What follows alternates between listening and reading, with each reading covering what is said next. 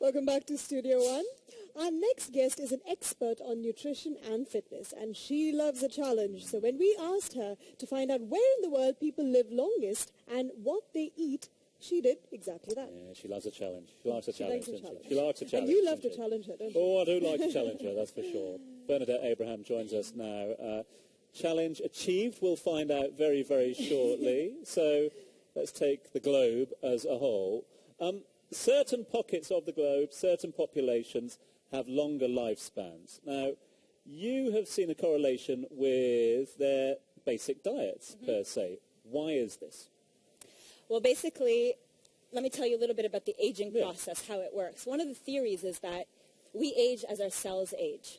So if we can control our cells from aging, then we can basically control how long we live.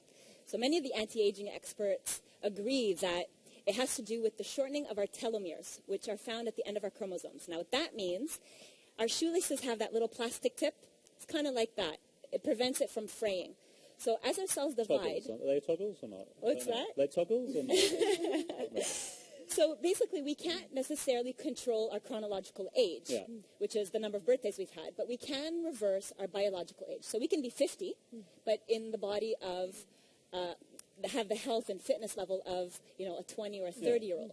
And it's not so much dependent on our genes, but really what it is that we eat and our lifestyle habits. And we can start at any age.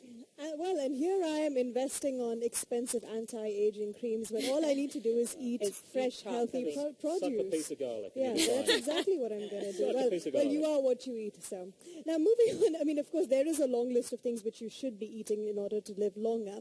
But what are some of the things that you should strictly stay away from? Stay away from, the things that we should not be doing. Basically, if we compare the populations that have lived the longest to our general population, what you'll notice is that they don't consume a lot of sugar and processed foods. So people who eat a lot of sugar may develop insulin resistance, leptin resistance, and so your body is no longer able to store the sugar properly. So you have this free-flowing sugar in the body, and what that happens, it glycates, means it bonds with proteins and fats, and it becomes these harmful chemicals, molecules that cause inflammation in the body. And so your body kind of defense mechanism kicks in to want to get rid of these molecules. And by doing that, it kind of does scar tissue in the arteries, and it leads to plaque buildup. And that's why diabetics, for instance, have higher incidences of heart disease. Would you mind taking us on a busman's tour of the globe for the secret of everlasting and longer life at the moment? A lot of people will be looking at the flags in front of them going, I think I recognise why. But let's reiterate, these are populations that have lived the longest. Right. Okay. Japan is number one, the Okinawa. Okinawans are the number one longest living populations. Well, they eat a lot of locally grown, fresh-caught fish, for instance. They eat fish 2 to 3 times per week. And that's a very, omega-3s naturally are anti-inflammatory foods. And so that's the kind of foods that we want to eat. Anti-inflammatory and things that help fight against like free radicals. So you want to eat foods that are high in antioxidants. So omega-3s, fish, is one type of food.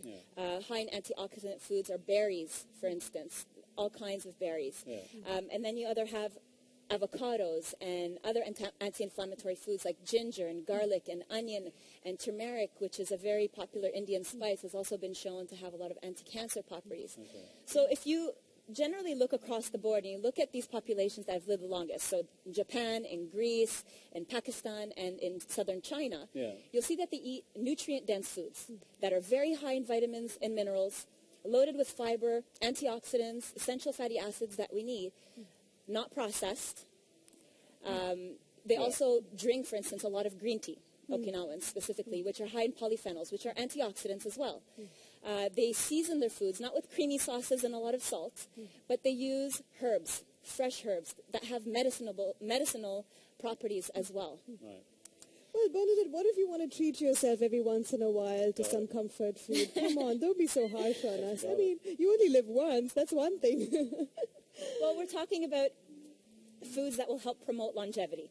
Sugar is definitely one. The other thing is don't overcook your food because cooking destroys nutrients in the foods and destroys the enzymes that we need to digest the foods. Don't overeat. So you can, enjoy your food, but eat appropriately. So try to avoid the buffets. That awful M That's word, just bad news. moderation, That's isn't just it? bad Right. news. Well, I think I'm going to go on a sushi diet after tonight. Well, moving on, is it also better to exercise? Will exercise also sort of increase your lifespan as compared Absolutely. to eating healthy food? You know, if you were to eat really, really well and didn't move a limb, you would rust. Okay. You know, diet and exercise go hand in hand. And, you know, many research, more and more research is coming out showing that the specific type of exercise, which is high-intensity interval training, has been proven to help promote longevity because it produces the growth, the human growth hormone, which after the age of 30 naturally starts to decline. So that helps with that whole anti-aging puzzle. Just to wrap things up, so we've got Japan, Okinawa, northwest Pakistan, South China, Yep. and Greece. Greece as well. One thing that seems to link is the F word, fresh. Absolutely. Fresh local Locally produce. grown, locally produced, seasonal as well. They eat what is in season. We'll just move there. And then, you have the best of both worlds. Let's don't just you? live there. Well, Bernadette, thank you so much for that. I mean, definitely some interesting information that you shared with us here tonight. Thank you. And for more information, please log on to our Facebook fan page, facebook.com/Studio One Live.